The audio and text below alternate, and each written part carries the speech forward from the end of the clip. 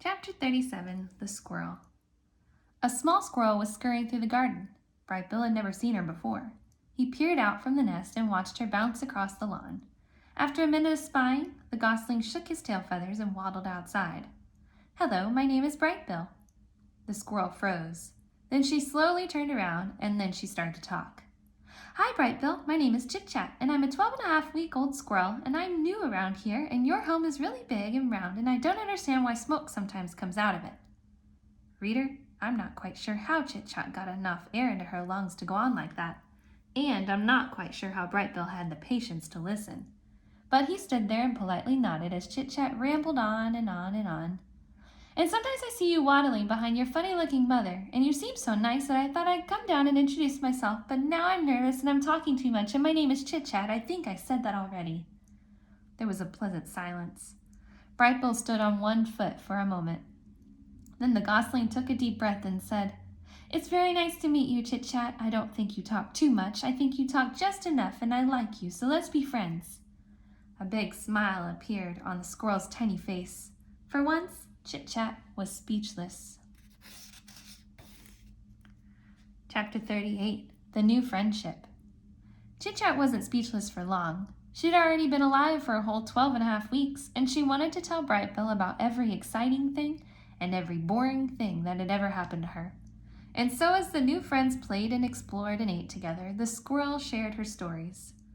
"I was born on the other side of the hill, and then last week I decided I was ready to build my first dray, which is what you call a squirrel nest, and now I live in that tree with the weird bump in its trunk," she said while the two of them kicked pebbles into the pond. "One time a weasel chased me through the treetops until he missed a branch and fell all the way down and crashed into a bush and walked away all wobbly, and he never bothered me again," she said while the two of them crawled through a hollow log. "Ew, gross. I saw you eat that ant one time. I ate a gnat by accident, and I didn't like it at all. I mostly eat acorns and bark and tree buds and sometimes the yummy berries that grow in your garden," she said while the two of them took a snack break. But Chit Chat was a good listener, as she was a talker, and whenever it was Bright Bill's turn to speak, she'd keep quiet and hang on his every word. Do you know who enjoyed their conversations most of all? Our robot Roz. The protective mother was never far away, and she felt something like amusement at the silly conversation she overheard, and she felt something like happiness that her son had made such a good friend. Chapter 39, The First Flight. Bright Bill had spent his entire life by the pond, and he was becoming very curious about what lay beyond his neighborhood. So one day his mother said to him, "Let us go for a walk, and I will show you more water than you can possibly imagine." Roz placed the gosling on her flat shoulder, and the two of them set off across the island. They marched out of the forest, crossed the great meadow, and climbed uphill until they were at the top of the island's western ridge. Before them was a grassy slope that descended all the way to the dark, choppy waves that surrounded the island. "That is a lot of water," said the wide-eyed gosling. "I'm a good swimmer, but I'm not good enough to swim across that pond." "That is not a pond," said the robot. "That is an ocean. I doubt any bird could swim across an ocean." Waves rolled in from the horizon. Seagulls circled above the shore. A steady breeze blew up the slope. Bright Bill's yellow fluff had recently changed over to a coat of silky brown feathers, and he spread his feathers wings into the breeze. And then, "Mama, look!" For the briefest of moments, the wind lifted Bright Bill off the ground, but he quickly tipped backward and thumped into the soft grass. "I was flying," he squeaked.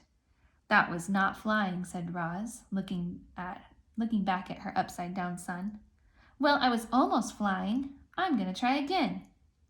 "I have observed many birds in flight," said Roz. "Sometimes they flap their wings quickly, and other times they fly without flapping at all. They spread their wings and soar on the wind." "So I was soaring," said Bright Bill. "Almost. There, look at that soaring seagull. It seems like she's not doing anything, but if you look closer, you will notice that she is making small adjustments with her wings and tail. I think you should try adjusting your wings in the wind like her."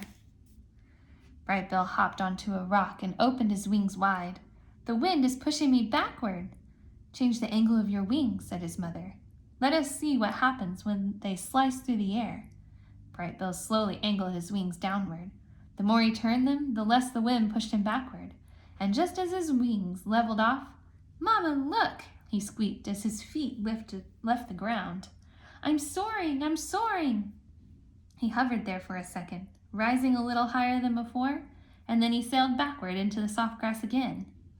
The gosling kept hopping onto the rock and kept riding the wind and kept tumbling into the grass until he started to find his wings. With each attempt, he floated a little higher and a little longer, and finally Brightbill really did soar. He lifted high into the air and hung there floating. He turned his wings down and felt himself drop. He wiggled his tail feathers and felt himself veering back and forth. "I'm a natural," he squeaked. "You are doing very well," said Roz, "but you need to keep practicing." And so they spent the afternoon practicing up on the ridge. Once Brightbill was comfortable soaring, he tried flapping his wings. He flapped high into the air. He flapped in straight lines. He flapped around and around in circles. A big smile appeared on the gosling's face. Clearly, Brightbill was designed to fly. "I'm flying, Mama. I'm really flying." "You are flying," said the robot. "Very good." Brightbill was now a real flyer. But all that flying had worn him out. He lowered himself down to the ground and tumbled into the grass one last time. His landing still needed some work. Roz placed Brightbill on her shoulder and headed back to the nest. "I can't believe I can fly now, Mama," said Brightbill in his sleepy voice. I just wish you could fly with me." And then the gosling's words were replaced by his quiet, steady breathing.